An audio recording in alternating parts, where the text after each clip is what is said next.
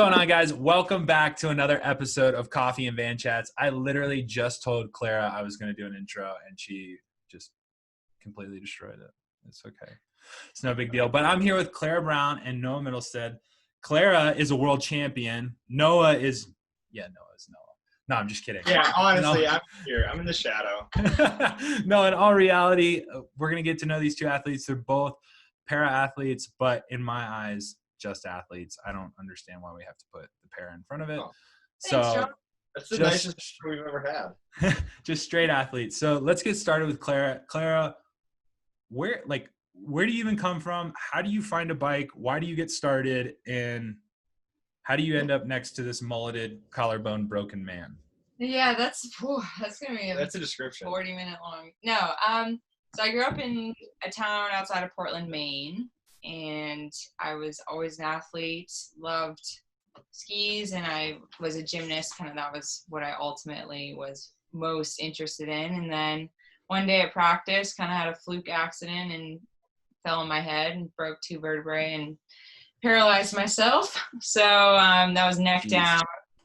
And yeah, it was this kind of long road to recovery, several months of relearning how to walk and do all the basic life tasks, and was very fortunate with the outcome. I'm now walking and have some paralysis throughout my right side, but overall I'm pretty high functioning for a spinal cord injury. And just through that rehab process, was looking for ways to stay active. And in college, I met a friend who suggested buying a road bike, and I was just kind of intrigued. And he was pretty passionate about bikes and was just like, we can get a setup working for you. Promise. Like you're not too impaired to ride a bike. And I just was intimidated by it. But anyway, so I bought a bike probably end of my freshman year of college and was just kind of riding for fun. And then I fell in love with it. I was riding all around Tacoma. I went to school in Washington State. And then I got hired by a bike touring company after college. And there just coincidentally met a guy who I was taking on a vacation from Charleston to Savannah, so just on the East Coast. And he's on the Paralympic Advisory Committee. So he was like, whoa, you have some fun going on. You're a para-athlete for sure.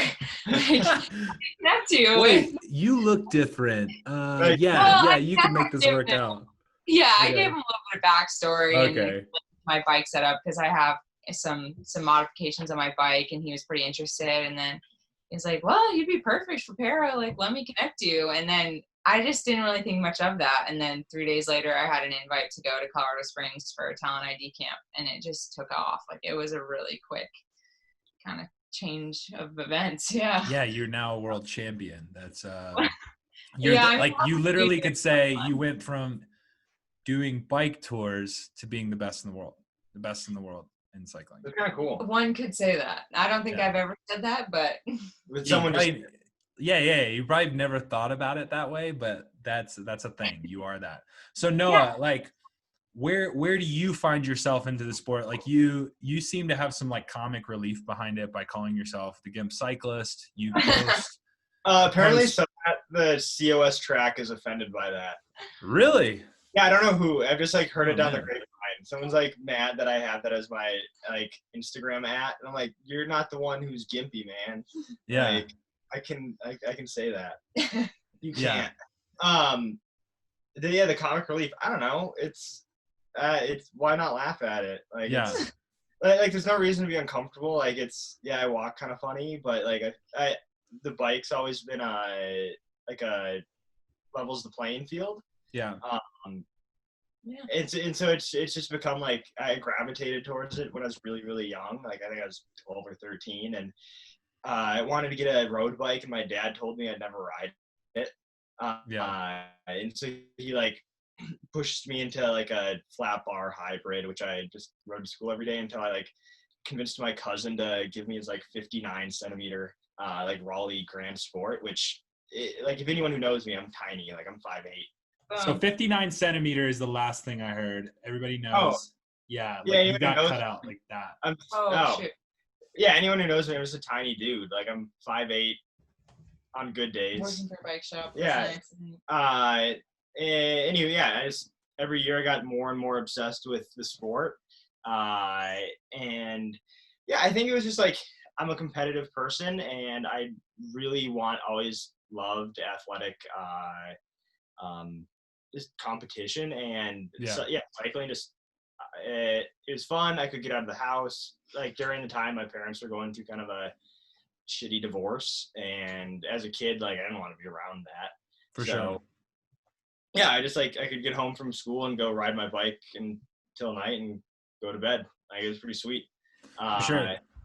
And it just like, it was a huge sense of community for me. Like I think if I go onto any social media, like my group of friends are all in cycling, right? Like it's just you just get to know so many people from across the country, and it's really cool. Across the world. Yeah, it's pretty crazy like how big this community is, but yet how small it is all at one time. Yeah, everybody knows everyone. Everybody knows everyone, and it's pretty wild how that all kind of plays out. So Noah, I know you, I first met you when you moved here in Colorado Springs, or when I moved here to Colorado Springs. You were training with the national team, and I know you've had your ups and downs with the national team, whether that's like, I mean, we've all had them in the sense of like, do I want to keep riding? Do I want to do this? Do I want to do that? But you're not only an athlete, you're a pretty darn good mechanic. I know Tristan Manderfeld was pretty bummed that you moved. There's a handful of people who are pretty. Yeah, they're pretty bummed that you moved. Triathletes who are also bummed. So you're gone. Personality, just for the mechanic work. Yeah, you were that kid at the Olympic Training Center that was like selling candy bars, like but you were that mechanic. Like you were the guy that was like, yeah, dude, you need to get a derailleur adjusted. Let me hook you up. Give me a bag of coffee. I'll hook you up. Yeah, for sure. And so, like, talk through us a little bit about like how you found not only your love for being a mechanic, but you're a coach as well. So let's chat about that a little bit. Yeah. So I started working at like a local bike shop when I was 14, 15. And the owner's wife was actually my teacher in high school. Yeah. So I would have class with her and then go work for her husband. Love and them. Yeah, I just got, your last name was Doom too. The one time you passed class. It's like, oh, I know, I dropped her class and made her cry. Oh, and man. Go work for her band afterwards. Oh, man. Yeah, I always liked using my hands, and if I get into something, like I obsess, right? Yeah. And so I always wanted to make sure like I could learn everything equipment wise, like, and also having to like kind of pay my way, like learn, okay, what's the best bang for your buck? Where does your money get you the furthest as far as equipment goes? And so that really helped me with customers. You'd get a triathlete who comes in trying to spend $3,000 on Zip wheels. And like, hey, they're not actually going to be the nicest unless Zip wants to sponsor us. Then they are. But no, they're they. It's funny. So I just feel like, hey, like actually, if you spend your money here, here, and here, like this is the difference it's going to make. And then from there, I've worked with a handful of coaches, and I've learned a lot from every single one. Right? Yeah. Like you take the good with the bad, and you, as someone who also just likes to teach, that's kind of what coaching is, right? Like, yeah. You would know that. Like, it's teaching, and you learn a lot. Like you learn what to apply from people you've learned from that you responded well to, but you also learn like, oh wait, I didn't like the way this coach handled these situations. Maybe I want to do it different because I think more people respond better. Yeah. I always fall back on being a very personal coach. Like, yeah. I want to be able to be someone who I can, it's like, I want to trust someone who I'm listening to for coaching advice. And so I want my athletes to, trust me as just a person, not just someone writing the program. For sure. Also, you're a literature nerd. Like, you're always reading. Yeah. Like, she can, as someone who spends quite a bit of time with me, I'm always just reading like whatever articles I can get on what makes us go fast. Mm-hmm. From just the physiology. Like, I want to know, like, what are the mechanisms in the body that we're trying to upregulate to like make us just fast bike racers. For sure. No, yeah, for sure. And that's and that's like a cool kind of segue into the sense of like the Olympics. So I kind of understand with you, Clara, like you're going to 2020. Like, or you have the hopes of going to 2020. I don't know if they've made selection. I know how that works, right? It's unofficial. Like I have earned the spot, but the team won't be announced until next June. Okay. So, and then really, yeah. For you, Noah, like, are you still chasing that dream? Or are you kind of like, I don't know yet? So we have two different selections. Okay. There's track selection, which I'm just SOL at. I'm like, I'm putting lipstick on a pig on the track. Yeah. You know. What is that analogy? You've never I don't know. I've never heard that one either. That's a Minnesota analogy, I'm sure of it. It means I'm not good. Yeah. Okay. Cool. I got that one now. I was just thinking bacon. That's the only thing I was thinking about. So. I had bacon pizza on a ride today. It was delicious. Sidebar. Sidebar. Anyway, but so we have a whole separate road qualification, which I feel very confident about. Okay, cool. In the past like year and a half, like I've made leaps and bounds in my own training. It has just been cool, like seeing and feeling the progression, and I'm like very, very confident going into this 2021, 2020, whatever it is. Yeah. Sweet. So for you, Clara, like you're coming off a world championship on the track. I don't know how many times I'm going to say that because it's just like straight up clickbait, but no, it's clickbait. It's straight up clickbait. It's pretty freaking cool. Like I got another world champion on the podcast. Pretty sick.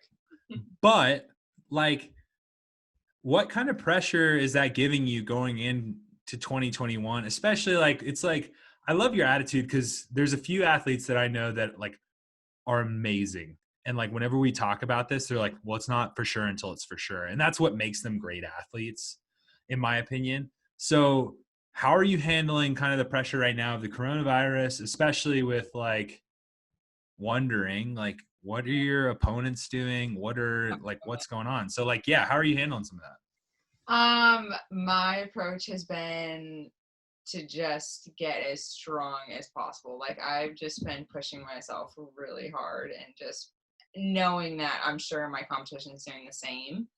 And you know, you can only control your own training at this point. And one of the things I'm most disappointed about as far as this year was just lacking experience. Like I haven't been racing my bike that long, so it would have been nice to have a few more opportunities going into the games. And it sounds like we'll have some World Cups next spring, so hopefully the team will select me to go race on the road there. But how do you guys handle that though? Like it just hit me, like there's not a lot of para racing. No, I mean, we have 3 World Cups and a World Championships on the road, and then we have 1 World Championships on the track. That's it. Like, it's insane. Far between. And so that's also motivating me to, like, I want to get really good able-bodied. Like, I want to be racing able-bodied and para and, like, get as much experience on my bike as possible. And at this point, I've had such a great summer riding with Noah and, you know, taking his lines and learning how to like stay on his wheel. And yeah, he drops me, but I'm getting better.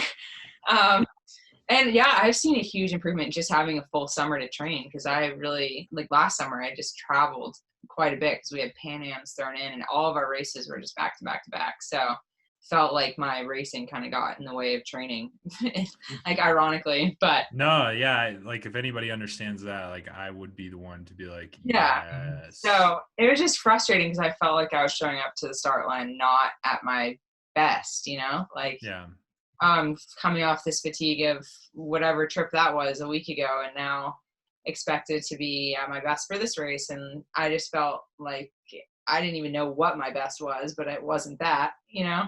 Yeah. So now it's fun this summer to just be like kind of crushing training, which is like what I love. I love to suffer and see what my body can do. Yeah. And that's another thing that I forgot to even mention on the podcast, which I don't know if it's still happening, but no, you're still coaching Clara, right? Yes. Yeah. So that is super cool. Because I remember when you came home, I was like, holy crap, like not only are you a successful cyclist, but like, and let's be real, like 9 times out of dude, it's the athlete, man. The athlete puts in the work. Yeah. It's just the coach going, yes, do this, don't do that, please don't do that. But It's like it's raining back, right? Yeah. You actually sent me like the nicest text after she won Worlds, just like congratulating me as a coach. Like it was the coolest thing ever. Like no one's done that, dude. Like, it's a Yeah, lot. that's like. I mean, well, he got there for sure. But I think that comes from a coaching aspect, like me being a coach. It's like being a part of somebody's journey, because like when she fails, you fail. When Yeah. she succeeds, you succeed. Like you're a part of that, right? Like that's a coach athlete relationship, which that honestly could be a whole nother podcast in the sense of like That would be super interesting. Yeah, and just like in the sense of like the investment, right? Like especially at that level, there's a lot of coaching investment and a lot of behind the scenes investment, even from the mechanics all the way down to the swan years. Just I mean, all of those everybody. Yeah, everybody comes into play. So my boyfriend, I guess, on the side, but and then the boyfriend on top of that. I know it's a whole lot. Yeah, we're working on it. Yeah, I don't see how you guys can do that. I would like Compartmentalize it, I tried to coach my wife for a week and it just is. It's she listens very well, right? Like she doesn't let me just put stuff in there. She's like, no, why the hell are you making me do this workout? Yeah. I like explain, and then she like once I start getting really like techie, she just kind of like, okay, like whatever. You have a reason for doing this, I'll do it. Yeah. But what I think makes it really cool is just like, well, first of all, before I started coaching her, she just like always asked me why her coach is having her do certain workouts. And so it just like kept evolving into like, she's like, okay, no, you just like, you write my program now. And and I'm still in touch with my former coach, like still oversees training and we chat, casually, but yeah, no, it's he's really a super nice. cool dude. It's really nice to have Noah, like, who sees me every day to write the program actually. Well, I think that's what a lot of people don't understand about like athletes at that level is there's so like, it's not just one coach or just one individual. There's so many people. Like I think I have like 6 people in my Training Peaks right now, and I'm not even going to the Olympics. Yeah. Like, you know what I mean? Yeah, I got Sarah Hammer on my Training Peaks clickbait. Yeah. Sarah. Yeah. I saw her dad today, actually. Long story. Dude, there's a lot of sidebars in this one tonight.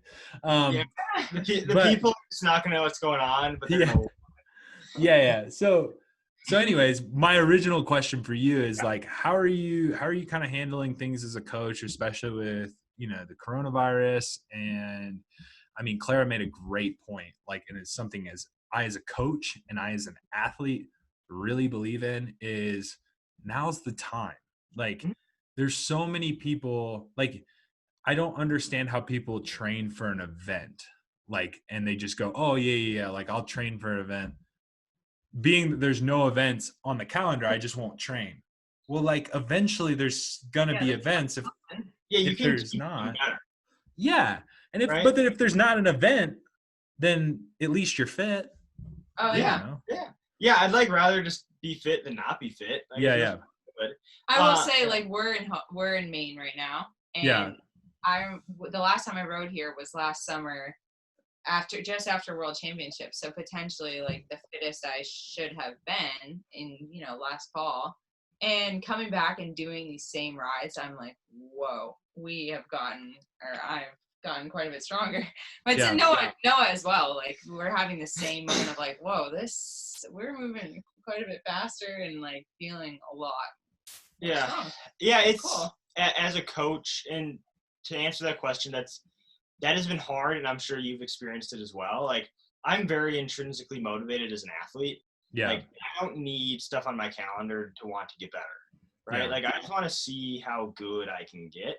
And I've always, like, kind of, like, racing is what motivates us, but racing gets in the way of getting better to a point. Like 100%, yeah. Yeah, like, if you're traveling all the time, you're just always just dogged down, like, it's hard to just have really good, steady progression.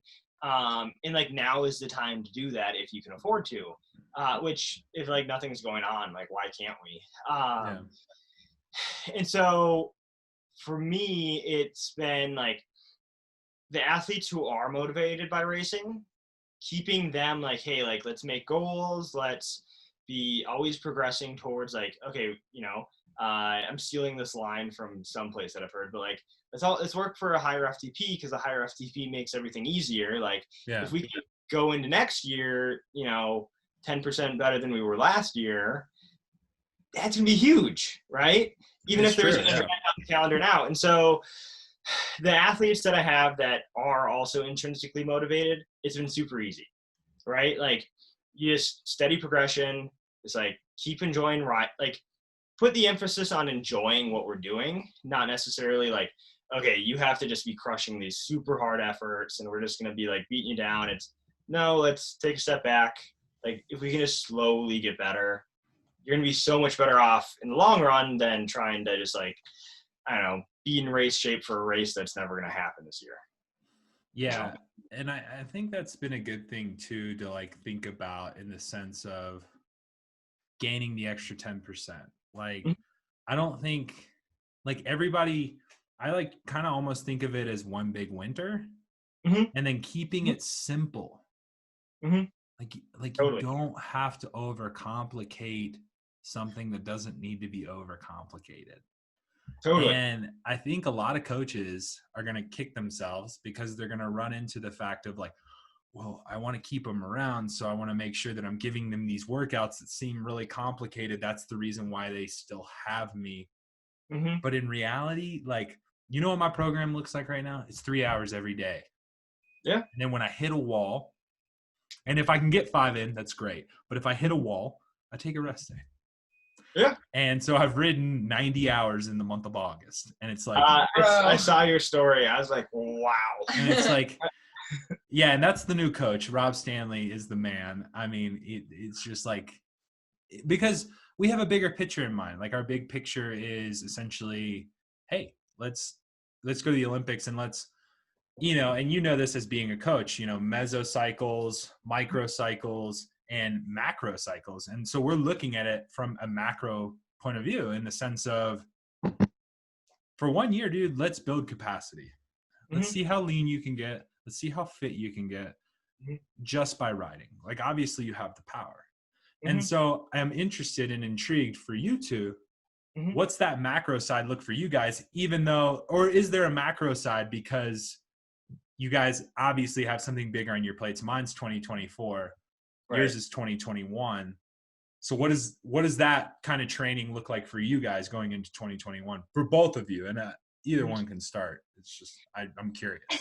Or do I answer for both of us? I write the program. Well, you can answer for both, but I kind of want to hear her point of view in the sense of like, like, what do you feel like you're doing and how do you feel like it's progressing? Okay, what has been really nice about this relationship has been he wants to hear my goals. And so I'm a very goal-oriented person, especially with track, where it's like, I want to hit this time, and going into the games, like, this is my goal. This is exactly what I would like to ride there, and hopefully that gets me on the podium, but like, I only can control what I can do, Yeah.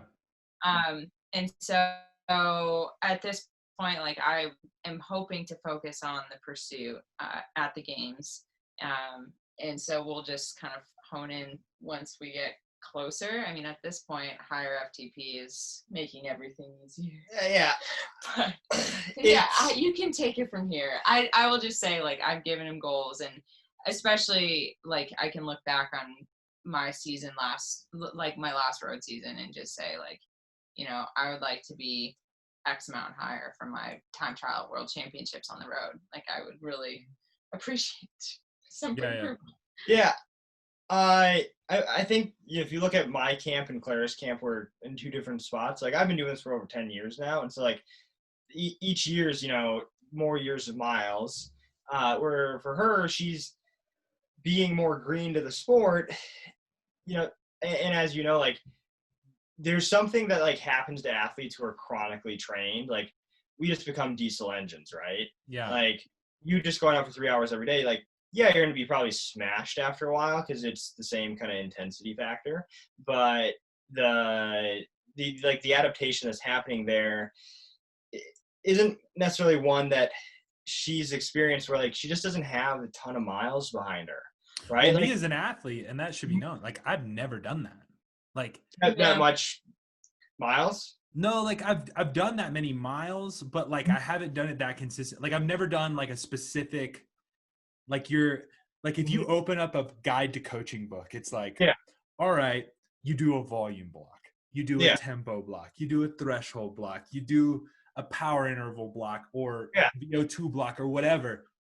I've never done that in the sense that like I've always had a race or I always had this to go to. So I would do like a volume 3 weeks here with some intervals still. And then I would do a ton of power intervals and a ton of track stuff. But like mainly it was sprinty and track. Like I've never done just ride for 3 months.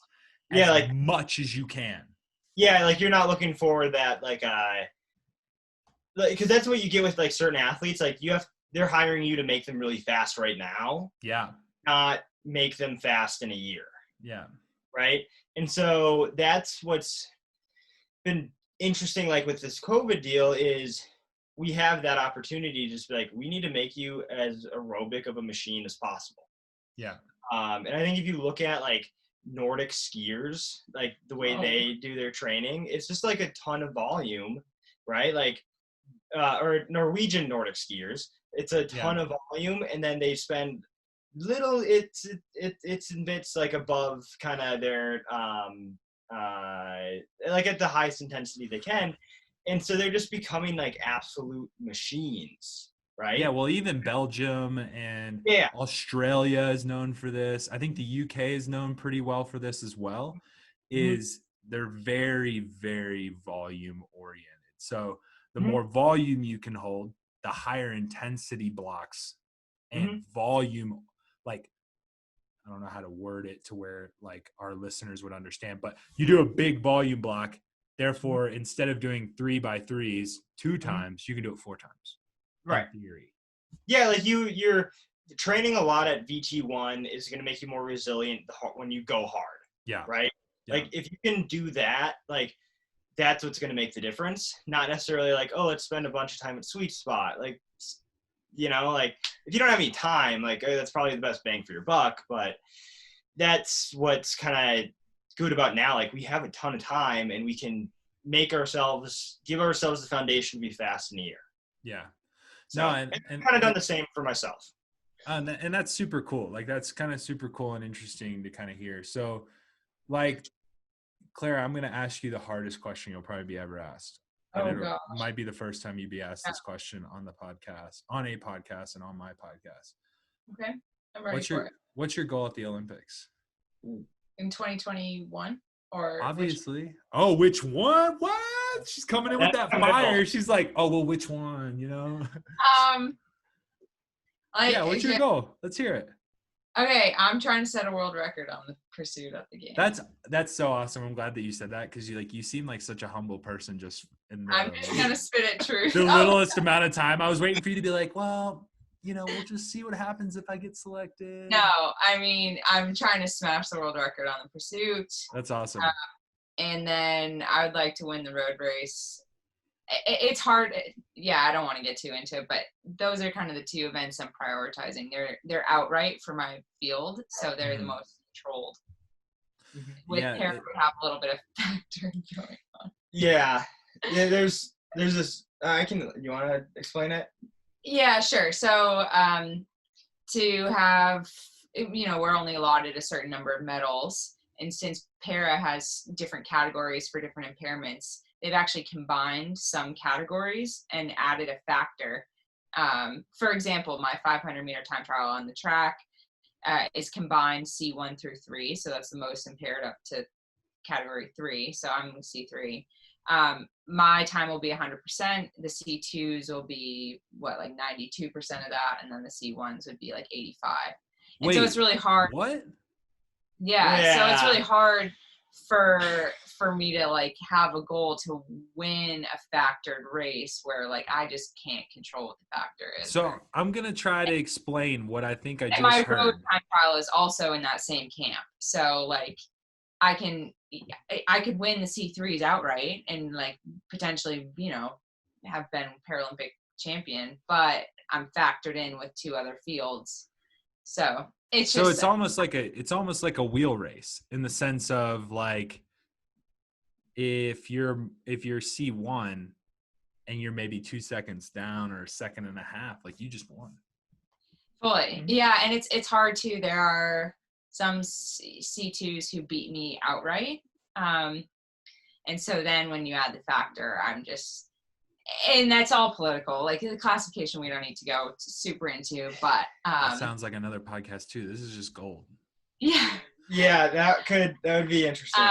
So yeah, long story short, my goals are focused on the outright events. So I would like to win the road race, or at least podium, and then definitely would like to win the pursuit. Sweet. Yeah. So, but we'll see. Yeah. So like, I mean, and not to get back into COVID and motivation, because it all seems to be pretty well, but like, how did you take the postponement? Like, how did you two take when you guys heard that the Olympics are being postponed? Like, how was it? Hell yeah, we got another year to train. Yeah. Like, we're about to get strong and like use this time to just absolutely smash the training. Well, that's awesome. So I mean, like there were definitely some other things thrown in, but like our overarching thing was like, wow, this is such a gift for like. Yeah, because when did you guys move? We moved in April.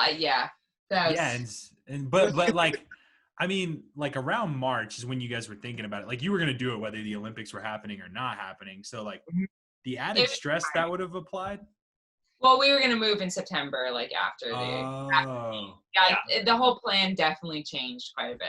But we made some different calls after the postponement was official. Yeah, and with that, like when everything was kind of going down at the training center, where they're kicking out all the camps and like facilities closing, there was all like the big conference calls with all the different athletes and NGBs and X, Y, and Z, and they were kind of talking about the possibility of that. I think our biggest concern was like, this is a global health crisis. Like, who cares about the games, right? Yeah. Like, they can happen in the future. Like, it's something that does bring the world together, which we'll need post-COVID world. But, like, it's okay. Like, we can wait another year. Yeah. And just, like, having some certainty. Like, once the call was made, it was really, like, just nice to be able to not plan, I guess, but plan to have a year and just, and that's what you make of it. So. No, I think I definitely, like, it felt like a weight lifted off my shoulders in July when we found out that Nationals was canceled. It's just like, Jesus, like, finally, I can just, like, figure something else out. Because you're like, should I train? What should I be doing? Like, should I be doing this endurance block? Should I be doing this VO2 block? Like, come on, guys. And so to actually finally just get it and to, like, take a step back and just it was super nice. So all right, so because I don't want to keep you guys all night, I'm gonna ask you one last question. And Clara, you first. In the sense, you've already made the comment of you want to do more Olympics. How many Olympic games do you want to compete in? And being that you stumbled into this sport at kind of like, it sounds pretty weird, like in the sense of like you just kind of tripped into it and then you fell into a world championship jersey. What's your advice? What's your advice to somebody who might be like you, who is very active, very competitive, and maybe had an accident and doesn't really know what to do? Like, seriously, like, I mean, there's those people out there. Cause I feel like in the para world, there's so many people that go, man, I wish I knew about this sooner. Yeah, that was huge for me. Okay, so first question you asked was how many Paralympics. I'm thinking at least through 2028, which is in LA. That's awesome. That has been announced. At that point, I'll be, that's 32. Yeah, I'll be 32. I think I still will have some miles left in me. I don't know. So would be not opposed to going for more, but at this point, committing to 2028, which is really exciting. I don't want to start this beef on the podcast, but you should try to compete with Chloe and go for. I knew you were gonna bring that. You should try to compete with Chloe and go for more Olympics than Chloe. Okay, I can do that. Woo! It was said. I'll start the podcast feud. Okay, cool. Fire. All right. Cool. Shoot, I don't want to make enemies though. No. You guys are always like super friendly in the cafeteria. Yeah, I mean. In the cafeteria, you guys are like super friends in the cafeteria. Yeah, it was funny. You like mac and cheese. You like mac and cheese. It's all good. Yeah, maybe I'll get on that road. First time you met her, you didn't know who she was. Yeah. It's fine. That's not where I was going, but I'm not very good with cycling names. I'm getting better, but. Tristan's the same way. Continue. What was the next question you asked? So the next question was essentially, what's your advice? Yeah. Okay. It's hard. It's an intimidating world of like, where do you even start? I would say, trying to find, I don't know. I think it's just. Yeah, help me with this one. There's a bunch of good information on the Team USA website. Yeah. To like finding either local clubs, talent ID camps, just places where you can, just get into a group of either local people who are kind of in the same boat, or just there's pipelines out there you can find on the Team USA website. I would also point out, like, I'm sure I was like the first of my kind walking into the bike shop in Portland, Maine, where I got my first modified bike, and just kind of explained my situation a little bit. And they like greeted me with open arms. We're so excited to like help troubleshoot this bike build for me, and like just reaching out and asking for help, even if you don't know if that's the right source, but like they could point in the right direction. Is huge. And then Challenge Athletes Foundation is also a huge place to start. Yeah, that's a good one. They offer grants for challenge athletes, and also the equipment can be expensive, and so they're there to help people who need to get a racing wheelchair, or if they're into wheelchair basketball, or whatever the equipment may be. Jeez, I didn't even think of that. Good association. Yeah, I didn't even think of that. Like, a bike is already fucking expensive. Yeah, imagine like trying to get a modified one. Yeah, it's not like something you can just walk in and go buy. The brake splitter on my bike is like some part $500 from, Jeez. And it only comes from Korea, so we like wait forever for it to arrive, and yeah, it's frustrating. I'll try not to break that one. All right, well, Noah, for you, I think you wear 1,000 hats. I think it's really cool, kind of inspiring what you do at such a young age. Where do you see yourself in 10 years? Once I'm done racing bikes, I'll ride bikes my entire life. Like, it's what I love. At some point, I'd like to be on the sidelines of an Olympics as a coach. Yeah. Like, that's whatever I do, I want to be the best I can and reach the highest level I can. And so at some point in my life, I would like to be there. Yeah, that's super cool, super simple, obvious answer. I mean, in the sense of, I just want to be the highest, obviously go to the Olympics. We'll go to the Olympics in cycling and be an Olympic level coach.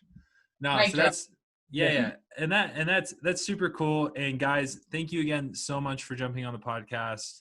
And if you guys want to check out Clara and Noah's social media, it's going to be down in the link in the description below. If you haven't already, please make sure you hit subscribe.